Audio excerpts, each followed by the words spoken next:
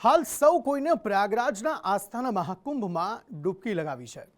સોમવારના રોજ વસંત પંચમી છે અને ત્યારે ત્રીજું અને અંતિમ અમૃત સ્નાન છે, જેને લઈને હાલ પ્રયાગરાજમાં પગ મૂકવાની જગ્યા નથી રહી। મહાકુંભમાં શ્રદ્ધાળુઓનો ધસારો વધતો જઈ રહ્યો છે।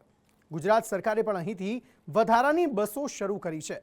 બીજી બાજુ યોગી સરકારે કેટલાક પ્રતિબંધો પણ મૂક્યા છે। ત્યારે હાલ પ્રયાગરાજમાં શું છે સ્થિતિ? અત્યાર સુધીમાં કેટલા લોકોએ આસ્થાની ડૂબકી લગાવી? જોઈએ આ રિપોર્ટમાં।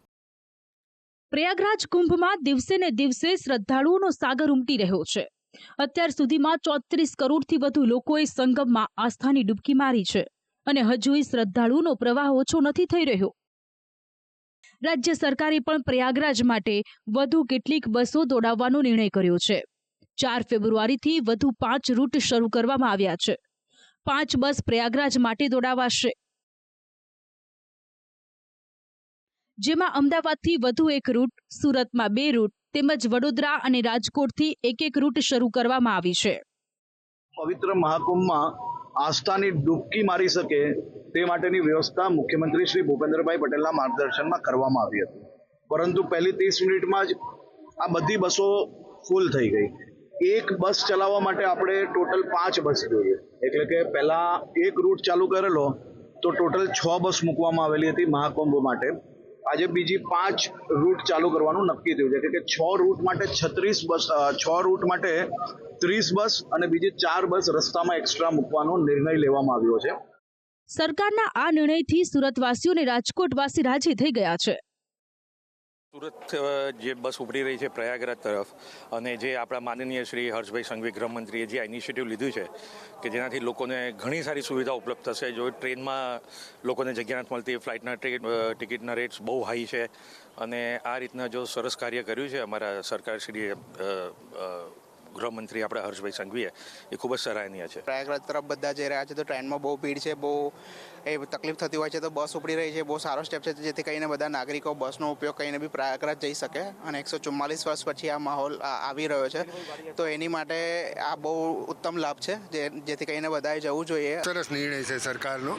આની પહેલા જ અમે ઘણા ટાઈમથી ટ્રાય કરતા હતા પ્લેનમાં, બસમાં બધે જવા માટે, પણ કંઈ હતું નહીં ને જાણવા એવું મળ્યું છે કે એમાં એકોમોડેશન એ સરકારનું છે અંદર સુધીનું। 2-3 દિવસનો પ્રવાસ ને અમદાવાદમાં ટિકિટમાં અમે ટ્રાય કરી હતી, તો એમાં કીધું હતું કે 27 બસ જેવું બુક થયું, તો આ ખૂબ સ્વીકારવા જેવો નિર્ણય છે, ખૂબ સુંદર નિર્ણય છે સર। ટ્રેનમાં પણ બુકિંગ મળતા નહોતા, ફ્લાઇટના ભાવ 50-50 હજાર રૂપિયા હતા, ત્યારે આવી સુવિધા સરકાર દ્વારા કરવામાં આવી છે, ખરેખર સરાહનીય બાબત છે।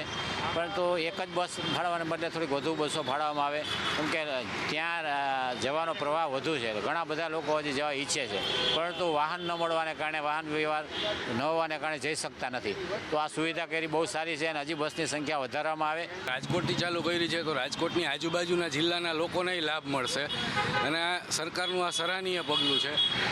આ સાથે એને હજી બીજા જે નિર્ણયમાં બીજા આજુબાજુના સ્ટેશન લઈ લઈએ તોય વધુ સારું છે। ઉજ્જૈન છે ને પ્રયાગરાજથી વારાણસી છે, વારાણસી જે અયોધ્યા છે, એવા લોકો જો કરે સરકાર ત્યાંય તો એ સારી વસ્તુ છે। જો કે સોમવારના રોજ વસંત પંચમી છે અને વસંત પંચમીએ મહાકુંભમાં ત્રીજું અને અંતિમ અમૃત સ્નાન થવાનું છે, જેને લઈને હાલ પ્રયાગરાજમાં શ્રદ્ધાળુઓનું ઘોડાપૂર ઉમટ્યું છે। જ્યાં જુઓ ત્યાં કીડિયારું દેખાઈ રહ્યું છે। પાછલી કેટલીક દુર્ઘટનાઓ જોતા સીએમ યોગીએ તંત્રને 0 એરર રાખવા આદેશ કર્યા છે, જેને લઈને આજથી 2 દિવસ પ્રયાગરાજમાં બહારથી આવતા વાહનોની નો એન્ટ્રી કરાઈ છે। વીવીઆઈપી પાસ પણ રદ કરી દેવામાં આવ્યા છે, તો હેલિકોપ્ટરના મદદથી નજર રાખવામાં આવી રહી છે। પ્રયાગરાજ રેલવે સ્ટેશન પર 1 વે વ્યવસ્થા લાગુ કરવામાં આવી છે। અમૃત સ્નાન પહેલા મહાકુંભમાં સુરક્ષા બંદોબસ્ત અને વ્યવસ્થા જડબેસલાક કરી દેવામાં આવી છે। આખા મહાકુંભ સીસીટીવી અને એઆઈની મદદથી નજર રાખવામાં આવી રહી છે। આ દ્રશ્યો પ્રયાગરાજ પોલીસ કંટ્રોલ રૂમના છે, જ્યાંથી પોલીસ કર્મચારીઓ અને અધિકારીઓ સુરક્ષા અને ભીડને નિયંત્રણ કરે છે। જગ્યા જગ્યાએ આવા કંટ્રોલ રૂમ ઊભા કરવામાં આવ્યા છે, જેનાથી મહાકુંભના ખૂણે ખૂણામાં નજર રાખવામાં આવે। વ્યવસ્થા માટે મહાકુંભમાં 200થી વધારે ટ્રેની આઈપીએસની તૈનાતી કરાઈ છે। વસંત પંચમીએ મહાકુંભમાં અખાડાની શોભાયાત્રા નીકળશે અને તેઓ સંગમમાં પહેલું અમૃત સ્નાન કરશે, જે બાદ કરોડો ભક્તો ફરી એકવાર અમૃત સ્નાનનો લાભ લેશે. બ્યુરો રિપોર્ટ, સંદેશ ન્યૂઝ.